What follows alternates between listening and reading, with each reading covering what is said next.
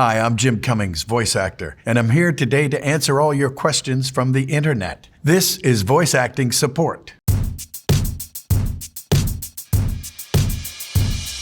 Let's see, Ambroseman, tips on doing an evil laugh. Well, the thing you have to remember about laughing, it's an odd thing. You have to get rid of all your air because you'd think you'd ha ha ha, and then just throw your head back and laugh, but it's actually more beneficial to go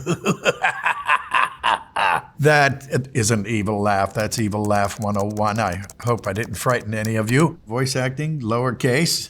How are kissing sounds handled in voice acting? I'm happy to say I don't do this very often. None of my characters are very kissable, but I've seen it done, and you know what they do? Folks go,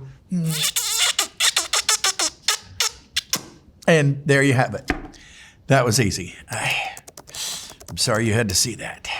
Potential key, how to get voice deeper and fuller. Sort of when you just push a little lower, a little less air, and you push that forward. That's basically it in a nutshell. And if you want to go higher, then I would suggest imagine it coming out of your eyes, and it's up there. And all of a sudden, it's a little squeakier. And if you have a falsetto, I've had this told to me before, and it almost makes sense. You gotta kind of play around in the mirror and go, well, it's squeezing up there, and now it's a little higher. It's like a placement thing, I guess. It's not an exact science, I'm afraid. Sorry about that. Dr. Sass asks, what is my method for creating voices/characters? I always think of it in terms of creating a character. It's just a sort of a mindset. Like Winnie the Pooh, he's always a character, and he's a character who likes honey. And Tigger is a character that loves to bounce.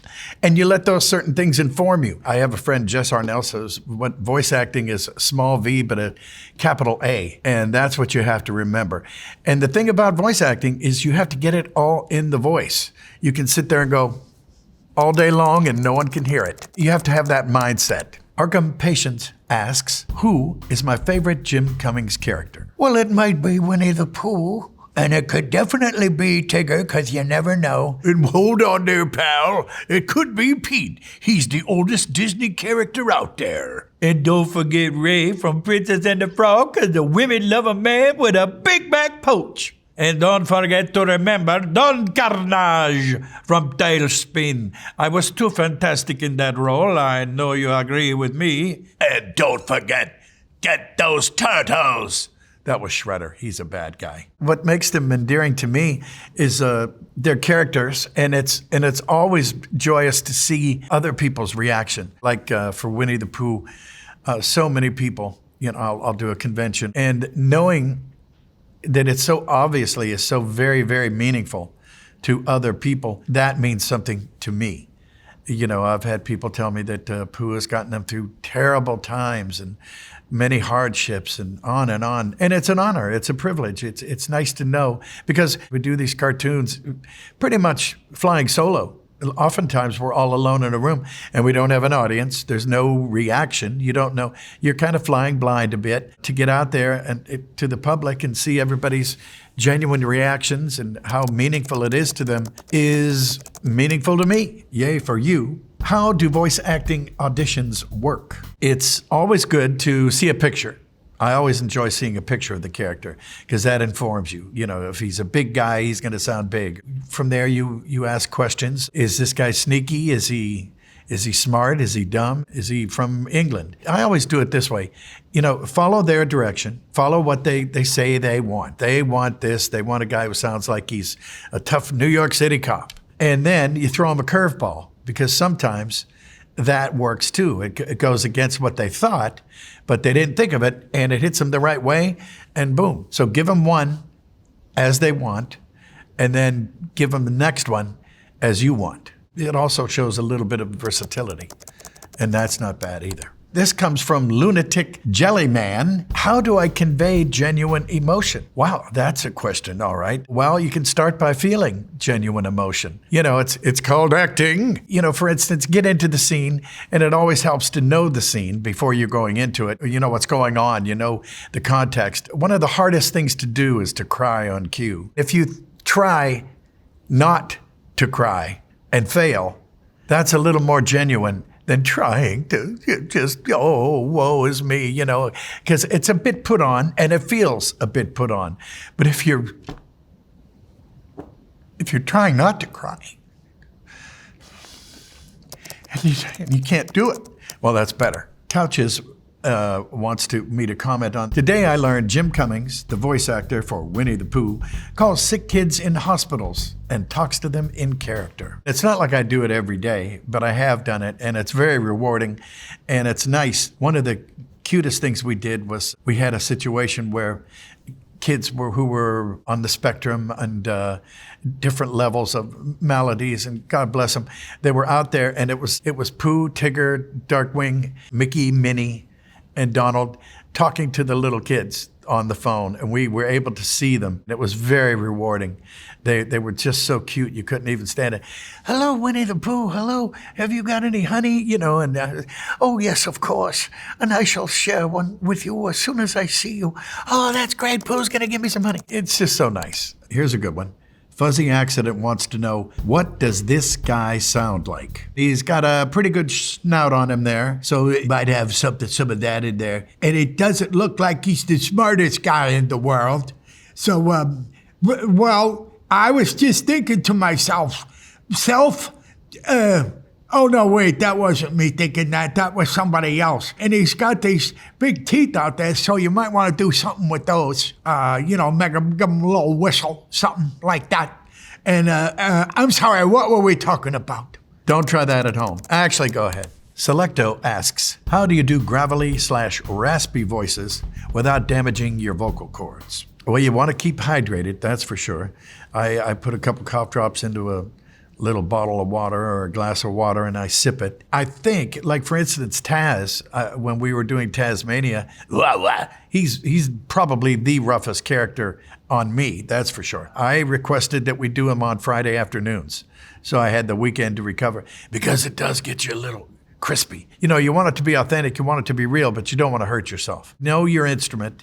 First of all, know what you're capable of and know your limitations. Know that it's okay to say, okay, that'll be enough for today. Can we finish the rest of the show tomorrow? Vaj 8, how many takes per scene is too much? And when do actors begin getting sick of it? Once you're at a point where you're kind of just repeating yourself, I always go back to this. I did dancing jalapenos for an ad years and years ago. Tequila. We did that about 40 times. And I realized that we were never going to make it sound any different. And you can only hear that so many times. And I can tell you the truth, they used the 5th take and not the 45th. And I say instincts are the best stinks. So follow your instincts. Let that be your guide, believe me. Corncob wants to know, who is your favorite male character with a female voice actor? Well, I got to go right to Nancy Cartwright. I mean, surely Bart Simpson is one of the most endearing little characters out there. It's certainly one of the most famous. And Nancy Cartwright, she's a girl, and she does a heck of a Bart. So I would have to go with Nancy. How about you? Adriana Vec, why does my voice go all actory when I perform? Anyone else struggle with this? I think that what's happening is you're maybe taking it too seriously. It happens, you know, we get all impressed with ourselves and, you know, you're looking at the right camera angle and how am I addressing the mic in the proper way? And you get caught up in that and next thing you know, it's less genuine. Nobody wants to be all actory at that point. Prestigious Truth, okay. How did I get into voice acting? How did I get into voice acting? Well, I always knew I was going to do this since I was 5. I saw Mel Blanc on the Jack Benny program, and my dad said, you see this guy? See this guy? Yeah. He goes, well, he's the one that does that Bugs Bunny and the Taz and the Daffy Duck and all those characters that you get up and watch on Saturday morning. And I thought, well, he doesn't have to stand in the corner for being weird. I'll do that. Everybody seemed to like him. So I knew I was going to do this when I was 5. Nico asks, how do you practice the movie trailer voice? When it comes to doing a movie trailer, you push out a very slowly with the air. Drop it down in a world he never made. Trapped. And that kind of slows it down and drops it down all by itself. Use a lot of air. You're pushing a lot of air in there. Hello, he said sincerely. That's my official movie trailer voice. Coming to a theater near you. The purple guy wants to know, how do I voice a drunk character? Well, you can do an impression of somebody that you know that's often drunk. There was a guy named Crazy Guggenheim, Frank Fontaine, on the old Jackie Gleason show, and he was always drunk. You slur your words and and have a few shots of tequila before you record. And then you will be a drunk character. No, don't do that. Well, this comes from Pooh Pooh Paris. Don't ask. Why is it so much easier for me to get into character when I have an accent? Well, it's funny that you ask me this because people tell me all the time that I have this crazy accent and I don't know what they're talking about. That was my buddy Don Carnage. It's kind of fun to do a character with an accent because it gives you a little something to hang your hat on, gives you something to hide behind. You know, right off the bat, you can tell that this guy's from somewhere, but you don't know where. It's just a little acting trick that you can use. Doodles and scribbles. What is the craziest same voice actor realization you've had? Robin Williams was an amazing actor. I just love Mrs. Doubtfire. I mean, here he is playing a Scottish little old lady. And that was pretty amazing. Hearing that come out of him, you know, it knocked me out. We have a question here. In your opinion, meaning me, what is the best cartoon voice casting of all time? Boy, that's an interesting one. I think Bugs Bunny is pretty perfect. You know, that voice coming out of that face, that character. Pretty spot on. For that matter, Taz. By no coincidence, they were both Mel Blanc. He's like the dean. He's the godfather. Batfan wants to know, which do I prefer, recording alone or with others? Well, I always prefer recording with others because if you think about it, acting is part reacting. And if there's nobody there with you, you're not reacting to their line. Mentally, I read the line or two ahead of mine, and then I deliver mine so that I kind of keep it in the moment. But I think almost everybody that you ask will say that they prefer having somebody else there. Mr. Unter wants to know, I'm considering getting back into VO, so what has changed in the past 10 years? One thing that's popped up in recent years is AI.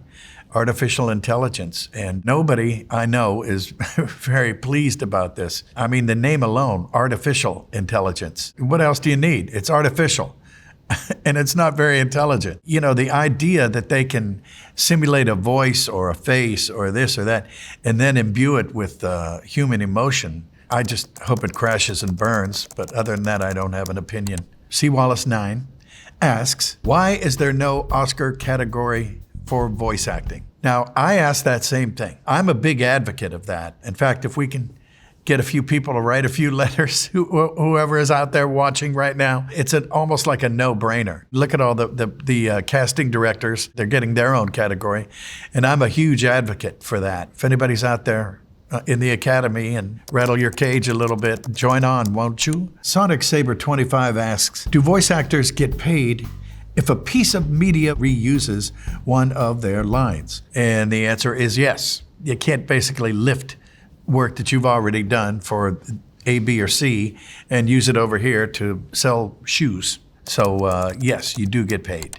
Positive Resident 263 asks, what happens when a voice actor for a long-running cartoon dies or can't do it anymore? Well, that's a sad state of affairs, but usually they will recast it to sound much like the original. I do Winnie the Pooh and Tigger, but I'm not the original. That was Sterling Holloway and Paul Winchell. So the trick is you have to be true to the character, stay in character, and keep it to the original. I dare say I've been Winnie the Pooh much, much more than the great Sterling Holloway was all those years ago. Mildly upset Gerbil wants to know, how important is voice acting in gaming? Well, I think it depends on the game. Some games are action-driven, some games are story-driven, and obviously the ones that are more story-driven and more dialogue-driven, it's pretty darn important. But if it's all running around and throwing grenades, probably a little less so. Well, that's all the questions we have for today, and I hope you had a good time. I know I did. Thanks for stopping by and saying hi.